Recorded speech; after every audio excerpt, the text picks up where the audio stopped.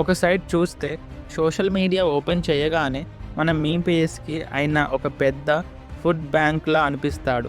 అబ్బా ఏంట్రా ఈ ఓవర్ యాక్షన్, వామ్మో ఆ సౌండ్ ఏంటో, అసలు లాజిక్ పక్కన పెట్టేశాడా అని ట్రోల్స్ అన్నీ ఆయన మీదే. మన క్రిటిక్స్ అయితే ఆయన సినిమాలన్నీ లౌడ్ స్పీకర్ని కంపేర్ చేస్తారు.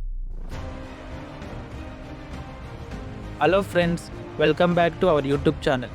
ఈరోజు మనం మాట్లాడుకోబోయే విషయం టాలీవుడ్లో మోస్ట్ కాంట్రవర్షియల్గా అనిపించిన డైరెక్టర్ గురించి.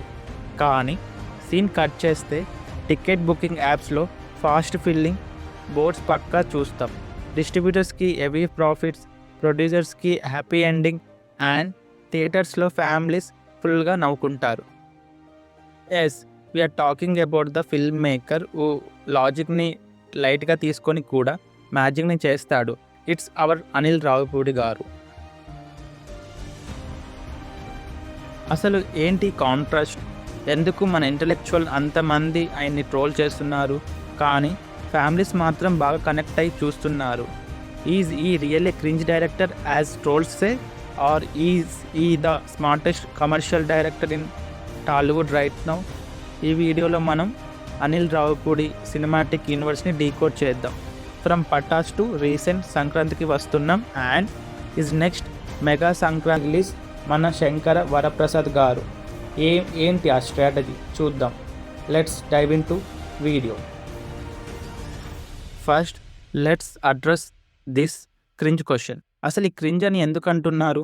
Main reason loudness and over the top acting. Anil Ravipudi సినిమాల్లో ఒక్క సైలెంట్ సీన్ కూడా ఉండదు.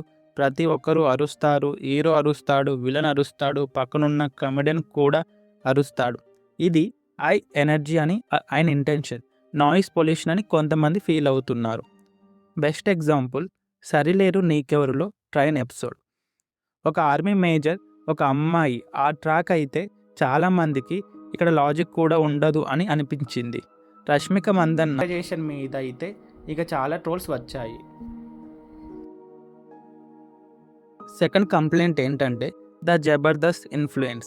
చాలామంది క్రిటిక్స్ అనేది ఏంటంటే అనిల్ రావిపూడి కామెడీ అంతా ఒక ఎక్స్టెండెడ్ టీవీ స్కిట్ లా ఉంటుంది అని. సిచ్యువేషనల్ కామెడీ కంటే రిథమిక్ డైలాగ్స్, మేనరిజమ్స్ మీద ఎక్కువ డిపెండ్ అవుతారు అని.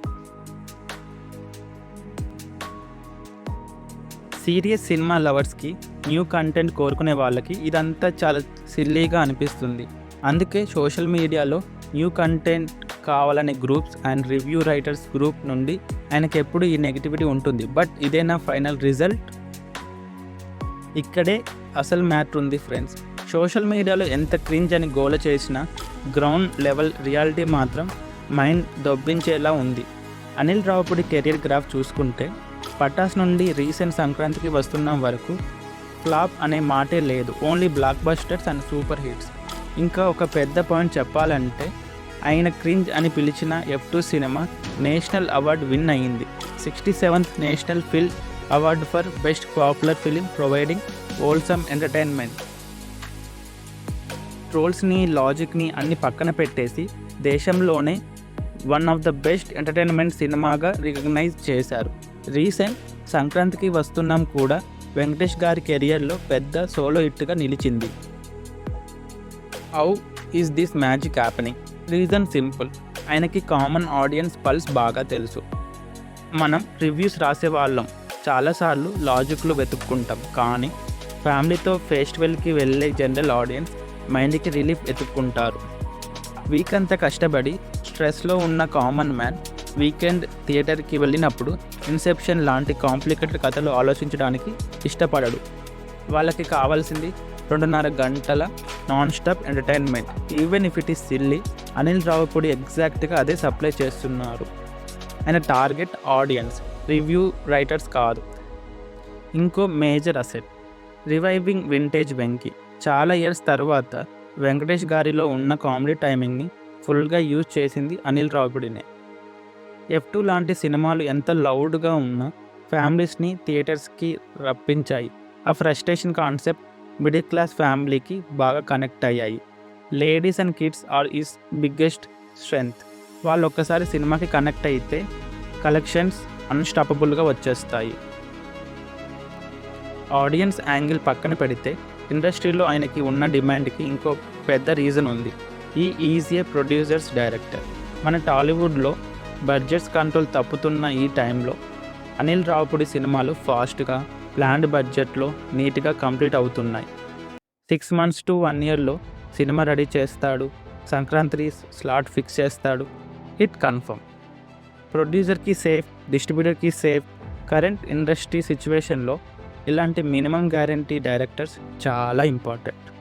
అందుకే స్టార్స్ లైక్ మహేష్ బాబు, బాలకృష్ణ, వెంకటేష్ ఆయనతో వర్క్ చేయడానికి ఇస్తున్నారు. అయితే ఆయన ఎప్పటికీ ఇలాగే లౌడ్ కామెడీ తీశారా? లేదు. భగవంత్ కేసరితో ఆయన క్రిటిక్స్కి కూడా ఒక స్ట్రాంగ్ ఆన్సర్ ఇచ్చారు. ఈ సినిమాలో లౌడ్ కామెడీ లేదు, ఫోర్స్డ్ ట్రాక్స్ లేవు.